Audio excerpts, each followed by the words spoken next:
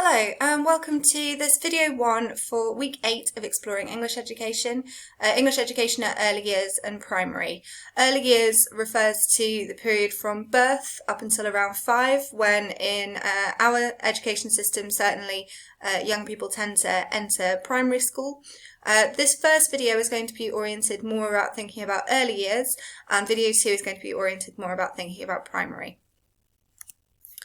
So, early years, then, is the age from birth till 5. This is the period of a young person's life where they do not transition into formal school until right at the end of this period, when they move into primary school.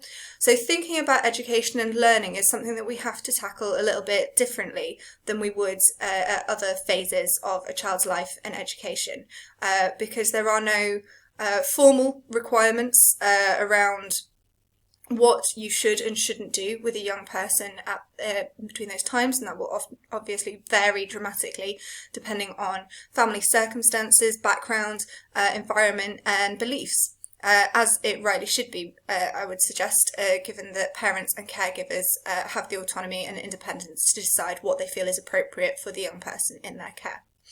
However, this is not to say that there are no guidelines whatsoever surrounding learning at this age, because if a child's care is outsourced to any formal provider, so that would be something like a nursery or a registered childminder, then that carer does have statutory responsibilities, things that the government say that they need to do, and that is all detailed in a framework called the Early Years Foundation Stage Statutory Framework, which is sometimes referred to as EEE.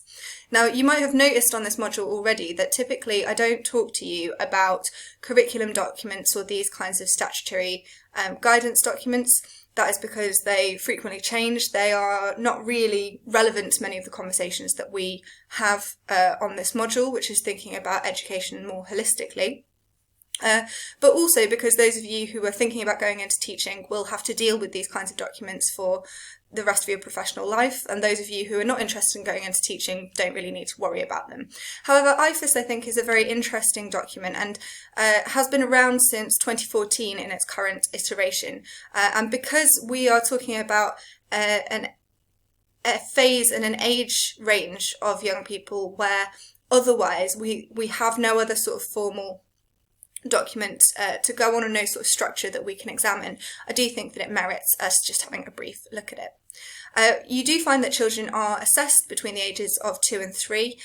This is by a health visitor normally, and that is something which will take place in that context unless a young person is outsourced to their care is outsourced to nursery or a childminder, in which case it will often be that individual or organisation who will deal with that assessment. They're not aware that they're being tested. It's observation based, and its principle is not to be punitive. It's not to grade young people against each other or anything like that we might think about in relation to tests that exist at later phases of our education. Its aim is simply to identify any developmental causes for concern in the hope that there can then be some early intervention in relation to that, and I'll talk to you a bit more about that in a minute. But so here is just an extract from EEE of some of the overarching principles. I'm not going to read this to you, I'm just going to suggest that you pause the video and take a moment to browse through this yourself.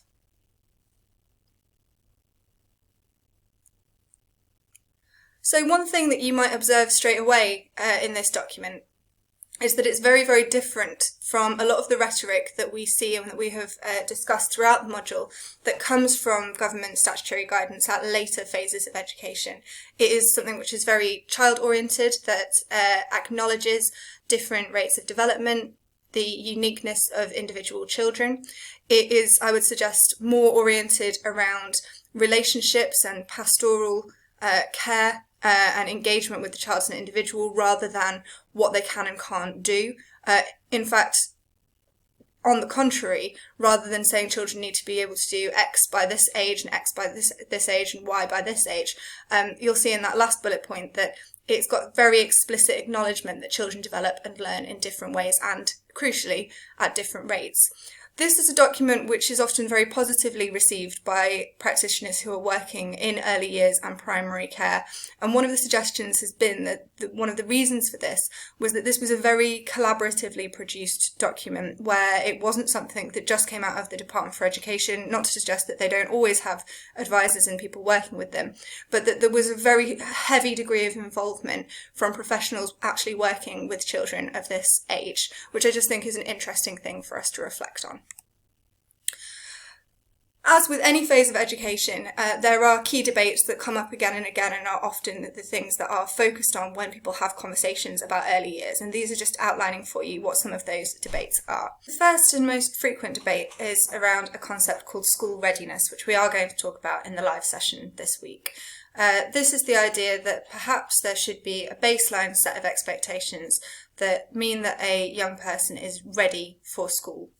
The general principle that underpins this is perhaps that this would make life a bit easier for primary educators to have a set of baseline kind of expectations that for most children they will be able to assume that they will be able to do and achieve, and that therefore will be things that won't need to be covered when they enter the first phases of primary education. So obviously these debates tend to be oriented nearer to the sort of ages of around 4 and 5 rather than birth 1, 2 and 3.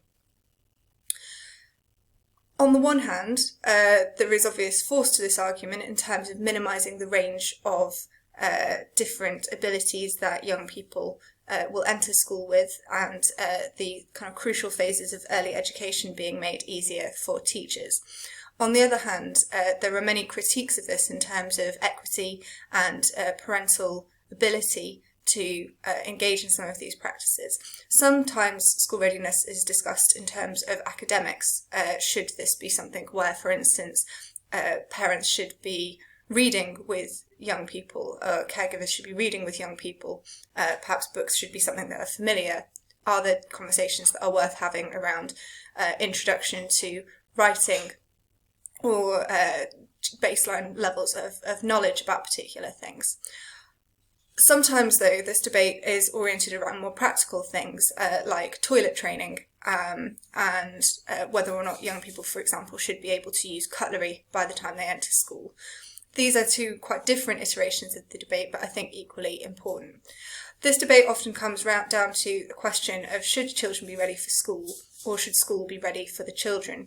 And if the latter is true, and you will see from the IFES framework that the IFES framework sort of orients around this latter suggestion, that children develop at different rates, have different interests, have different levels of learning, are unique, that what perhaps we should be doing instead is, rather than putting an expectation on parents and caregivers that they should make their children ready for school, that we should be better equipping and resourcing primary educators to be ready for the children in whatever version of readiness or otherwise, quote unquote, they come to formal education. So it's worth reflecting, I think, on the pros and cons of these two positions, and reflecting too on what we think a school-ready child would actually look like. The second area of debate, which is very commonly enacted around this area of early years education, is a question of formalising learning, of how much we should do this and when. Should young people be familiar with the idea of learning as something which is not just part of their day-to-day, that there are sections of their day which are taken out for something that looks like more formal education, or is 5 the appropriate age at which to do this? There are indeed some schools of thought, Steiner schools being a very good example of this, that think that 5 is too early for any sort of formalised learning. And if you want to send your child to a Steiner school, you have to agree that no formalised learning will take place in your household up until the age of 7. Those children tend to do just as well in their GCSE examinations as other children. And if you're interested in that area, I'd really encourage you to check that out as a very interesting example. Another conversation which is often had both at early years and primary, and indeed sometimes spanning into secondary, is the idea of learning as play. This is something which is very much foregrounded as being very important, that is discussed a lot in the early years statutory framework, but is sometimes by some people framed as a very crucial element of learning and any sort of education, whether it be formal or not, at this phase of a child's life, whereas other people have a view that this is wasting precious time and that we should have a more formalised version of learning that isn't oriented around play. So again, lots of different viewpoints. I would say people who work in early years typically orienting towards it being crucial and very, very important, and critics of this tending to be people who are not directly working in early years themselves. This, of course, leads to important questions around what counts as learning and how do we know when learning is taking place. If we think about play as a form of learning, how can we be sure that learning is actually taking place? Equally, if we try to sit children down into a more formal environment at very young ages, how can we tell whether or not this is effective or a worthwhile activity? Thinking about English in particular, though of course we don't call it English in early years, and indeed often not at the early phases of primary education either, we could think about this in terms of reading. So we could reflect on what reading is like for very young children, acknowledging of course that there will be differences in experience from household to household. Typically, young people are introduced to reading before they ever enter any sort of formal phase of education at primary school. And typically that will be through things like story time, sometimes oriented around bedtime and sometimes around other points in the day. But typically we might think about any household where reading does take place, that story time may include these kinds of features, that it's a read aloud context. So we are often talking about pre-literate children, children who cannot access text themselves but need a parent or a caregiver or some other adult to read something to them. Typically it will take place in a familiar environment, so maybe a house, maybe the child's own bedroom, or indeed if this is a nursery environment, something which is a cosy setting, something which is familiar to the child. Because we are talking about pre-literate children who require another person in order to access a text or a story, we're necessarily therefore talking about reading as something which is a shared experience between adult and child, sometimes multiple children, sometimes multiple adults. It tends to be a very physical experience. If you think what children's books look like compared to adult books, they are often colourful, they often have illustrations, they're often very large. You will find that it's a very discursive and interactive experience, often with pausing to look at pictures or to count things on the page or to have conversations about the characters that are in the books in ways that don't necessarily happen at later phases of reading experiences. You will find that the cognitive capability of young people will change very dramatically over this period, and reading a book with a very small child, say the ages of 2 and 3, is often quite different to reading with a child who is 4 or 5. There will be individual differences in reading ability, and of course individual differences in reading ability not just for children but also for adults. We must think about the many households in which literacy is a challenge for adults as well as children. There is also often an involvement of experiential knowledge, which can be highly unpredictable. So the things that children do and don't know about, the things that they will and won't relate these things to. And this is often closely associated with this very interactive, discursive element of reading as not just being about getting through the story, but as something which is this shared, cosy, often highly pleasant experience. So reading is often then a negotiation, and interpretation is interactive, and I'll show you an example of that in a moment. We could think about this from a cognitive point of view in terms of a story time schema. A schema is our sense of our developing understanding of a concept, and in this case we're talking about reading. So a story time schema might be a good way of thinking about our earliest and developing understandings of what reading actually is, and it's interesting for us to think about how this changes as we move through early years into primary and then into secondary and then higher education.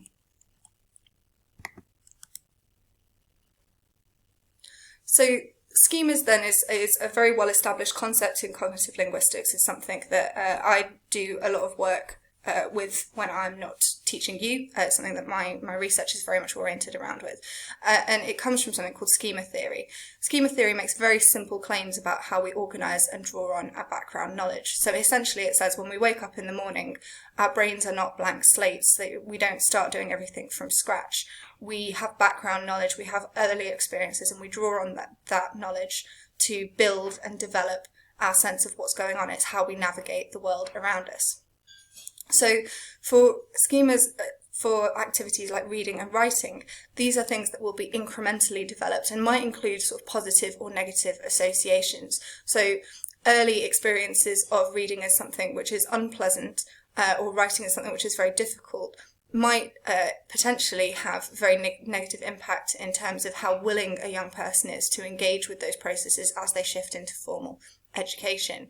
But equally, we could think about these initial experiences of reading as being the initial schema that children are shaping over early years, and something which is then moulded, or something which in schema theory we would call being tuned, modified and changed as we have different experiences and shift into more formal interactions with education.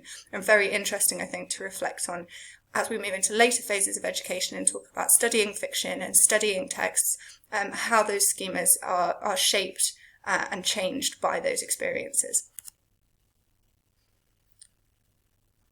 So we do tend to teach young people, young children in particular, that we read for pleasure. We frame it in these kinds of things. These are the sorts of things that we tend to encourage young children to accrete, to add to their schematic understanding of what story time and reading is, that it's a time to think and be creative, that it's a time to discuss and respond and interact with people around us, to ask and answer questions. To talk about the text. These are things that are often very much encouraged, and you will tend to find that when young people have favourite books, that they want to read them again and again, that they want to ask questions, that they want to tell you about it. Because in particular of the fact that pre-literate children require other people around in order to engage in the practice of reading, we tend to frame it as a time that you spend with others, something which is positive and relationship building. It often involves play, sometimes singing, sometimes adults will do voices or children will do voices for different characters. In some contexts, we might think about it as a time to learn. It's often a very tactile and physical practice. It's often visual and very textual. There will often be illustrations and things to touch, especially if you think about books for very young children will often have physically different feels to different pages, or things to touch or things to open. So fundamentally, I would suggest for most young children, the first sense that they get of reading is that it's something which is enjoyable and something which is fun. That it happens in a safe space, that there is often ownership, even if that is a practice of going to the library and choosing books, that there is often choice and ownership, immersion and enjoyment, that there's space to interpret, there's space to discuss, that learning tends to be something which is embedded rather than formalised. So children will often not be aware that adults are sort of tacitly trying to encourage them to count things or identify colours or identify animals. And that you tend to read the text because they tend to be very short all the way through, that there's no fragmentation, and that can potentially enhance immersion and engagement with a particular story. And again, interesting to reflect on how some of these things change as we move through formal stages of education. So to finish then, I just want to reflect a little bit on early years education and identity. So how are we encouraging young people to see parents, carers and teachers, and how are we encouraging parents, carers and teachers to see themselves? Do parents think about themselves as providers of education and learning, or is that in some households something which is partitioned away into something which is going to happen later at school? Thinking about degrees of attitudes and changing attitudes towards formal and informal education is obviously going to influence this. If you believe very strongly that your child should be able to write their name, should be able to read basic sentences by the time they get to school, in other words, if you're a big advocate for school readiness, then you may see being an educator as a central part of your identity as a parent or as a guardian. For parents and guardians who don't subscribe to that view, they may see informal education as part of their role, but formal education is something which is perhaps not part of who they see themselves as being and the relationship they have with that child. So we could come back to thinking about Turner's idea about self-conception, this sense of who we are and personal and professional identities. Very interesting, I think, to reflect on the idea about developmental milestones. And those of you who are on language learning and wellbeing, this is something we've discussed a lot, about if you have a child who is identified as perhaps being slightly behind where we might expect a developmental milestone to be in terms of reading, in terms of literacy, perhaps in terms of knowledge or other motor skills, interesting to reflect on the ways in which this is sometimes bound up with being a good or a bad parent. Think about how often people will talk about, my child can stand up, my child was 9 months when they started crawling, my child said their first word when they were 1 year old. Are we encouraging people to think about these things as a metric of whether or not good or bad parenting is going on? Interesting too to reflect on whether or not educational roles are gendered in early years, both in the home and at school. We know that there is a huge overrepresentation of women in the teaching profession as a whole, but such that is exacerbated even further at primary school. There are many, many more female primary school teachers than male, and whilst this metric is still something which exists in secondary, there is a narrowing of the gender gap in the split between male and female teachers as we progress through different phases of education. And thinking about English education specifically, very interesting for us to reflect on the specific challenges that this presents in relation to parental and guardian literacy skills. So just some interesting things I think to reflect on there to get you thinking about early years education. I hope that you've enjoyed this video, and I shall see you in the next one when we're going to move on to thinking about primary.